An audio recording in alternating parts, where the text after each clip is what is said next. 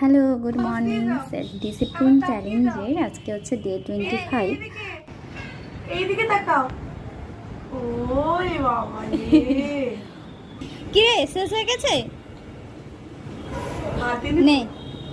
ওরে ও, বাবা রে, আস্তে আস্তে আস্তে আস্তে। ওরে যাও। সকাল সকাল তো হনুমানজি চলে এসেছিল, আর ওকে আমরা বিস্কিট দিচ্ছিলাম। আর সকালবেলা আমি আজকে একটু দই চিড়া খাবো বলে ভিজিয়ে দিয়ে চলে গেছি বোনকে আনতে। মানে বোনের পরীক্ষা ছিল, তো সে আজকে আসবে।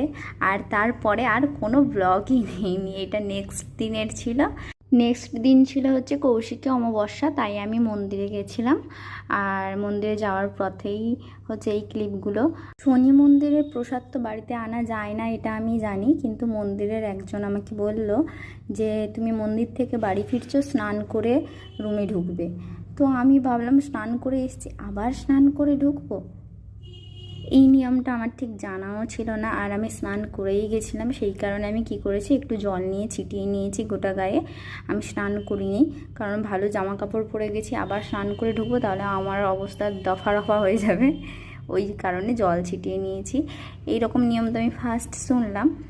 আর আজকে মনো বোন বাড়ি চলে গেল।